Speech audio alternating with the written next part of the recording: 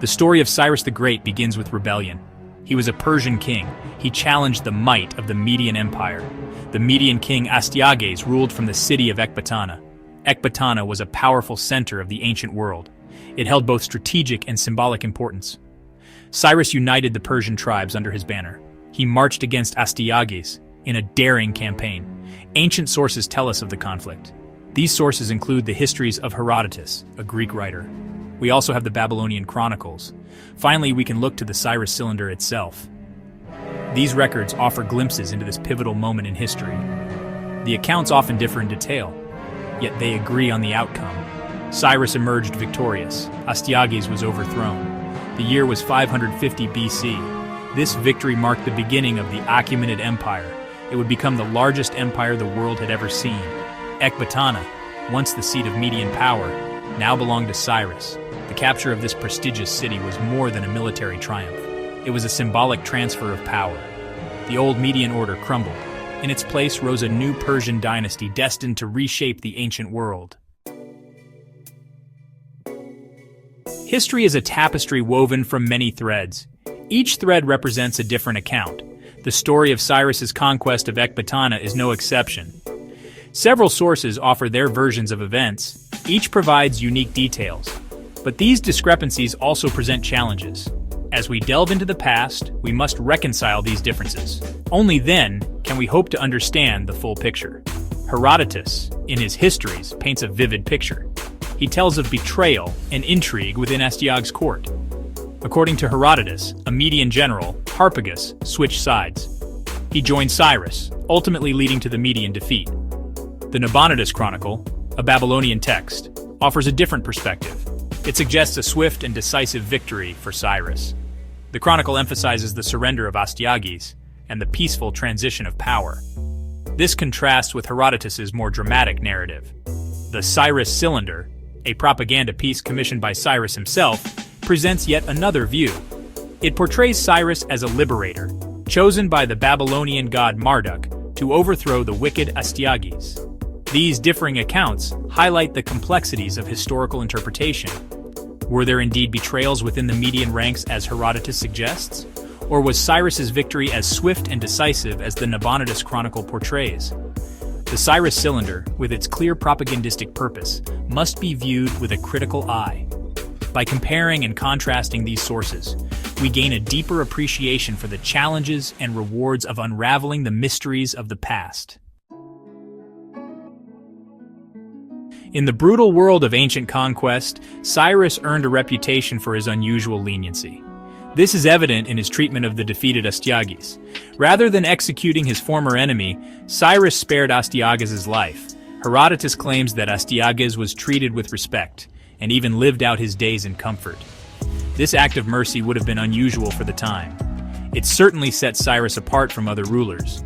It served as an early indication of the kind of ruler he would become. There is another intriguing story from Herodotus. It concerns Cyrus's personal life. Herodotus writes that Cyrus married Amytis, the daughter of Astyages. If true, this union would have had significant political implications.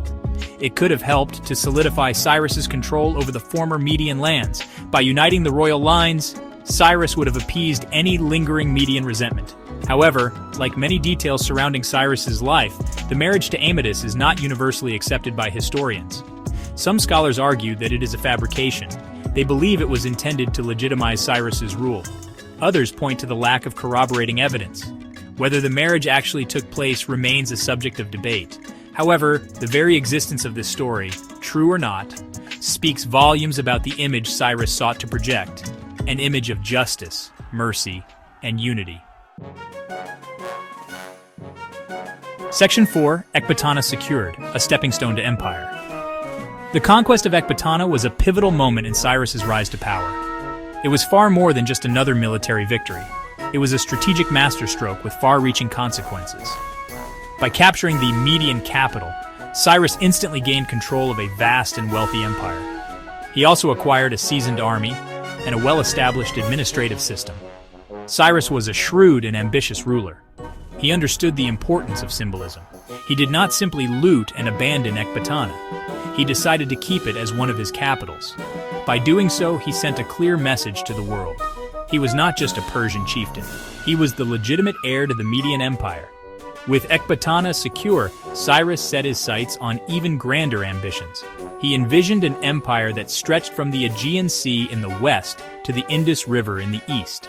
The fall of Ecbatana was not the end of a war. It was the first chapter in the story of the Achaemenid Empire.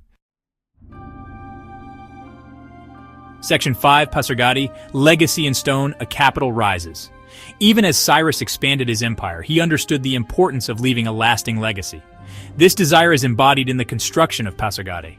Located in southwest Iran, Pasargadae was not just a city. It was a statement. It was a testament to Cyrus's vision and ambition. Unlike many ancient rulers who chose to enhance existing capitals, Cyrus decided to build Pasargadae from scratch. He envisioned a city that would reflect the grandeur of his empire, and he spared no effort in its creation. The city was laid out with grand palaces, sprawling gardens, and towering fortifications. Among the most impressive structures in Pasargadae is the tomb of Cyrus. This simple yet elegant edifice stands as a testament to his enduring legacy. The tomb's design, a gabled roof atop a stepped platform, is remarkably similar to ancient Median tombs.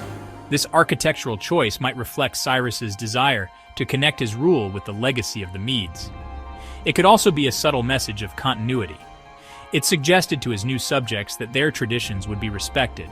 Pasargadae, though later eclipsed by Persepolis, served as an important symbol of Cyrus' reign. It stood as a physical manifestation of his power. The city embodied his vision of a united and prosperous empire. Section 6, Westward Bound, the Conquest of Lydia and the Fall of Croesus. With his eastern flank secure, Cyrus turned his attention westward toward the wealthy kingdom of Lydia. Ruled by the famed King Croesus, Lydia posed a significant challenge to Cyrus's growing empire. Croesus, known for his immense wealth and powerful army, was a formidable adversary. Herodotus tells us that Croesus, emboldened by a prophecy from the Oracle of Delphi, decided to attack Cyrus first. He crossed the Halys River, marking the boundary between Lydia and Persia, and engaged Cyrus's forces in battle. The ensuing clash, the Battle of Pteria, was indecisive. However, it weakened the Lydian forces. Cyrus, employing his signature blend of military prowess and cunning strategy, pursued Croesus back to his capital, Sardis. The siege of Sardis lasted for 2 weeks. It culminated in Cyrus's capture of the city, marking the end of the Lydian kingdom. Croesus, once the epitome of wealth and power, was spared by Cyrus. Legend has it that Croesus, upon being condemned to death by fire, called out the name of the sage Solon. This intrigued Cyrus, who, upon learning of Solon's wisdom, spared Croesus and made him an advisor. The conquest of Lydia was a major turning point in Cyrus's westward expansion. He now controlled vast territories. These included the Greek city-states along the Ionian coast. His victory over Croesus sent shockwaves throughout the ancient world.